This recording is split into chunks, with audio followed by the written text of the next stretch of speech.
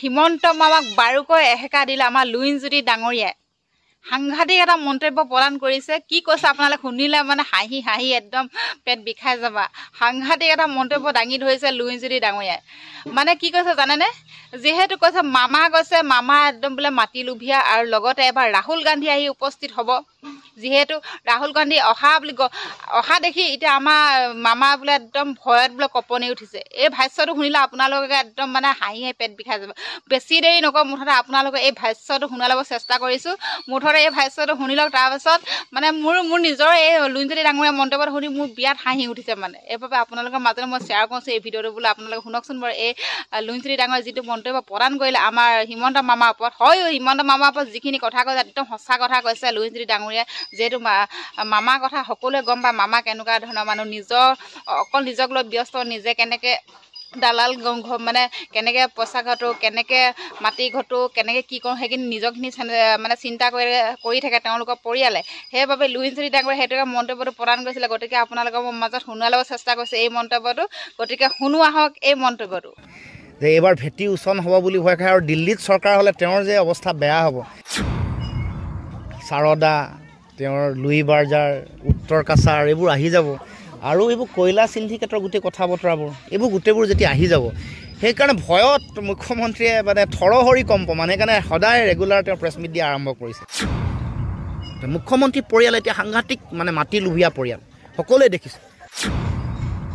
Rally কৰাৰ সকলোৰে অধিকাৰ আছে, তেওঁলোকবোৰে ৰেলী কৰিব পাৰে। এতিয়া তেওঁলোকে ৰাম মন্দিৰ নিৰ্মাণ হ'ব, প্ৰাণ প্ৰতিষ্ঠা হ'ব, তাৰ নামত ৰেলী কৰি আছে, কোনেওতো বাধা দিয়া নাই।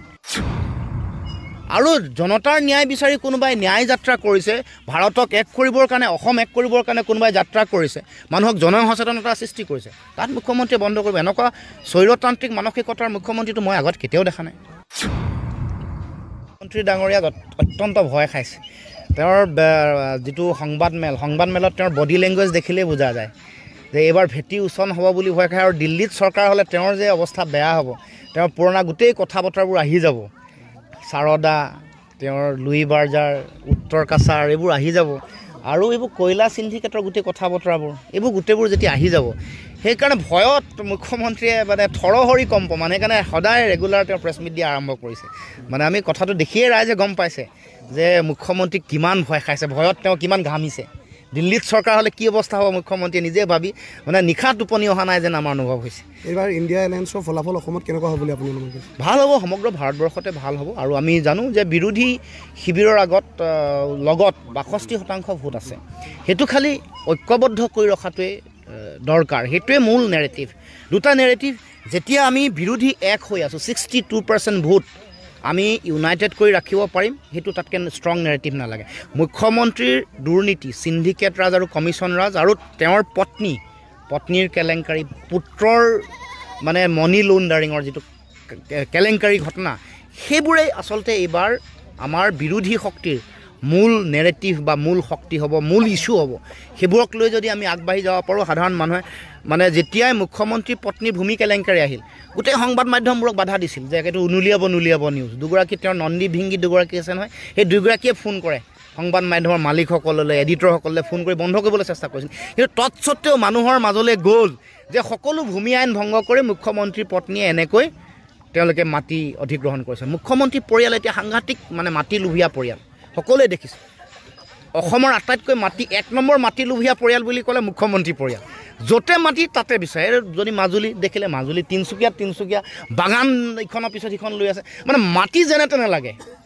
গতিকে এই গোটেই যিটো পৰিস্থিতি গণতন্ত্ৰৰ কাৰণে শুভ লক্ষণ। মুখ্যমন্ত্ৰীয়ে উপলব্ধি কৰা দৰকাৰ সময় থাকোঁতে, কাৰণ মুখ্যমন্ত্ৰী পঢ়া শুনা মানুহ, গণতন্ত্ৰ কি কয়, জনতাৰ শক্তি কি বুজি পায় আৰু সাধাৰণ জনতাৰ প্ৰতি দায়বদ্ধতাৰে কাম কৰক, এতিয়াও সময় আছে। গতিকে সেই জ্ঞানৰ চকু মুকলি হ'বৰ কাৰণে মুখ্যমন্ত্ৰীক আহ্বান জনাইছোঁ। অন্যথা তেওঁৰ এই কথা বতৰাবোৰে আটাইতকৈ বেছি ক্ষতি কৰিব। মুখ্যমন্ত্ৰী পত্নীয়ে লোৱা ৰাজসাহাৰ্য, ভূমি কেলেংকাৰী, মাটি কিনা, বাগান, মুখ্যমন্ত্ৰীৰ খুদ পত্নীয়ে ব্যক্তিগত খণ্ডৰ বিদ্যালয় য'ত খুলিব তাত বাৰেকুৰিৰ মানে ৰাজহুৱা খণ্ডৰ বা চৰকাৰী বিদ্যালয় বা বেলেগ অঞ্চল, এই অঞ্চলৰ বাঘজানৰ, কৰ্দৈগুৰিৰ মানে চৰকাৰী খণ্ডৰ বিদ্যালয়ৰ অৱস্থা বেয়া হ'বই, ৰাজহুৱা বিদ্যালয়সমূহৰ অৱস্থা বেয়া হ'বই।